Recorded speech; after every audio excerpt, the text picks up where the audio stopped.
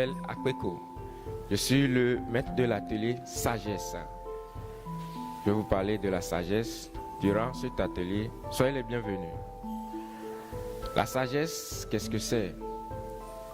Quand on parle de la sagesse, nous avons des impressions de celui qui a beaucoup de connaissances, celui qui a de l'expérience dans un domaine donné, et celui qui, quand on le rencontre, il nous explique les difficultés que nous avons, leurs sources, comment on peut avoir une solution vis-à-vis de ces difficultés.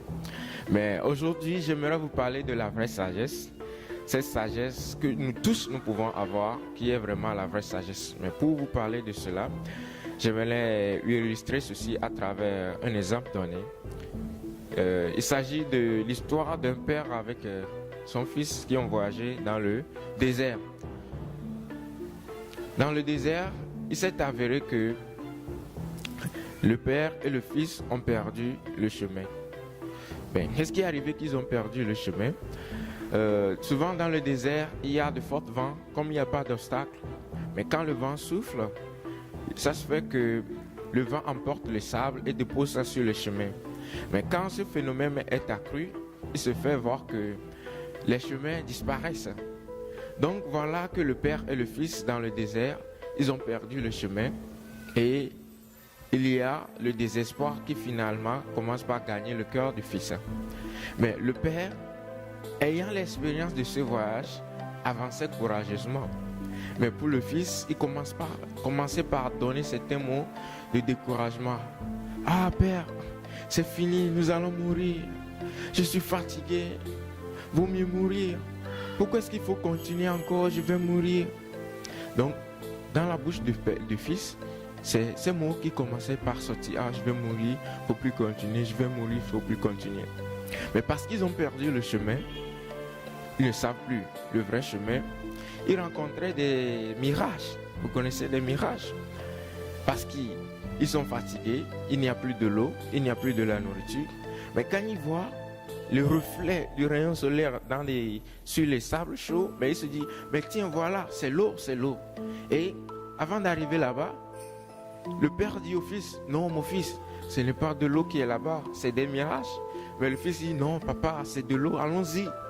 Mais parce que le père veut que le fils l'accompagne, gagne la confiance du fils, ok, allons-y. Mais ils traversent, ils font des parcours, arrivés au point, ils se voient que, mais au fait, ce n'est pas de l'eau, ce n'est pas de l'oasis, mais plutôt quoi? C'est du reflet du soleil. Et de là, ils partent encore, ils continuent la route. Mais en allant, le père commençait pas à fortifier le fils. Mais le fils est désespéré, le fils est complètement découragé. Et qu'est-ce qui arrive? Arrivé un moment, le fils lui dit, papa, est-ce qu'il faut encore continuer la route? Vaut mieux mourir. Je préfère m'arrêter ici et mourir. Je n'ai plus besoin de continuer la route. Mais le père lui disait, mon fils, écoute-moi, fiston.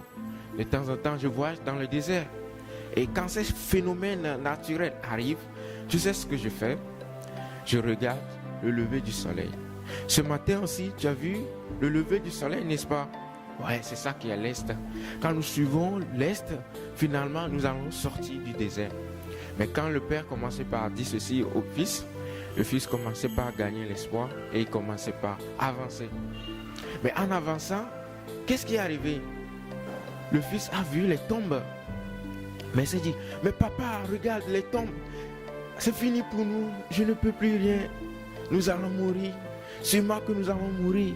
Tu vois, les tombes veut dire que sûrement, il y a des gens qui ont voyagé, ils ont traversé. Et voilà que eux aussi, ils ont raconté la même situation. Ils sont tombés, ils sont morts comme nous. Donc nous allons mourir aussi. Papa, nous allons mourir. On ne peut plus continuer. Regarde ces tombes, toi tu ne vois pas?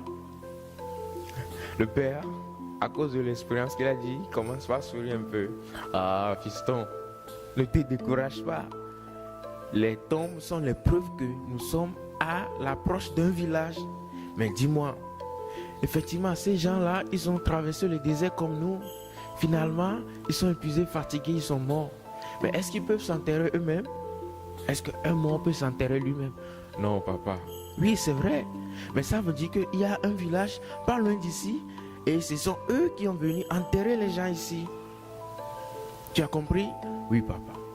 Ok, du courage, allons-y, avançons. Donc après une dizaine de minutes de parcours, ils ont rencontré un village et c'est là que vraiment ils ont été désaltérés. On les a accueillis, on les a bien accueillis là-bas et finalement ils ont pu traverser ce désert. Voilà l'histoire à travers laquelle nous illustrons, je vous montre l'importance de la vraie sagesse. Donc la vraie sagesse, c'est quand on peut accepter la pensée, la sagesse, la réflexion d'une autre personne et l'impliquer dans notre vie pour pouvoir sortir d'une situation donnée. Donc comme le Fils aussi, nous sommes à la place de ce Fils. Quand nous acceptons dans une difficulté les sagesses, les réflexions, les pensées d'une autre personne, nous pouvons sortir de la situation, sortir du problème et être heureux. Merci beaucoup d'avoir suivi le cours sur la... Alors, nous allons passer à la partie pratique de ce cours sur la vraie sagesse. Il s'agit aussi d'un jeu dénommé Stylo pour tout le monde. Stylo pour tout le monde. Alors, pour faire ce jeu, j'ai besoin de 3 matériaux. Premièrement, j'ai ce dispositif, vous allez voir, c'est troué au milieu avec des cordes tout autour, bien long.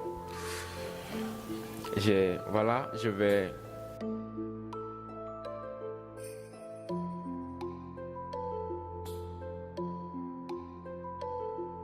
maintenant avec ce stylo, qu'est-ce que nous allons faire? Nous allons essayer d'écrire sur le papier des mots dans un temps record. Voici le papier que vous allez utiliser. Je vais vous donner. Vous allez écrire là-dessus. Je vous donne des mots. Par exemple, le mot défi, le mot sagesse que vous allez écrire. Mais pour l'écrire, vous n'allez pas utiliser directement le stylo. Mais vous allez tenir le bout des cordes. Vous allez tenir le bout des cordes. 2, 3, 4, voire 5 personnes vont tenir le bout des cordes et ils vont écrire dans un temps record le mot dont je leur dirai. Donc, il s'agira d'une compétition entre 2 équipes, par exemple l'équipe A et l'équipe B, avec des couleurs différentes de dispositifs. L'équipe qui parvient à écrire le mieux le mot dans le temps record, l'équipe là est gagnant, l'équipe A est vainqueur. Nous voici à la fin de la partie pratique du jeu, c'est-à-dire que on a écrit sur le papier. Vous voyez ici, difficilement, ils ont écrit le mot sagesse. Et l'équipe là a plus écrit le mot sagesse. Maintenant, en faisant le jeu, sûrement que vous avez rencontré des difficultés. Chacun tenait à sa pensée pour pouvoir écrire ensemble. Ce n'est pas facile. Chacun dit, faisons comme ça, faisons comme cela, faisons comme ceci, pour pouvoir bien écrire le mot. Finalement, dans le temps record, certains n'ont pas pu bien écrire. Certains ont pu bien écrire le mot. Alors, pour pouvoir faire ce jeu, pour pouvoir réussir ce jeu, bien que nous sommes en équipe, bien que nous sommes au nombre de 5 voire plus, qu'est-ce qu'il faut faire? Là, il faudrait qu'il y ait une personne qui doit coordonner l'écriture du mot sur le papier. Donc, si tout le monde veut écrire à la fois, c'est difficile de pouvoir écrire sur le papier. Vous suivez un peu? Voilà. Maintenant, si nous ramenons ça dans le cours sur la vraie sagesse, ça veut dire que nous sommes devant une situation, c'est-à-dire écrire un mot, et que c'est difficile à faire ensemble. Maintenant, il va falloir laisser tomber ce que je pense, mon opinion, ma pensée, ma perception, pour pouvoir accepter la pensée d'une autre personne, gagner la sagesse auprès d'une personne. Donc si je suis en mesure de faire cela, vous allez voir que je peux sortir de la situation dans laquelle je me trouve, de la difficulté que j'ai actuellement. Donc à travers ce jeu, en acceptant le coordonnateur du jeu, finalement vous pouvez sortir, finalement écrire le mot. Donc pour être sage, cette vraie sagesse, c'est d'accepter une autre personne, la sagesse d'une autre personne, la pensée d'une autre personne. En ce moment, vous devenez le sage, le vrai sage. Merci beaucoup.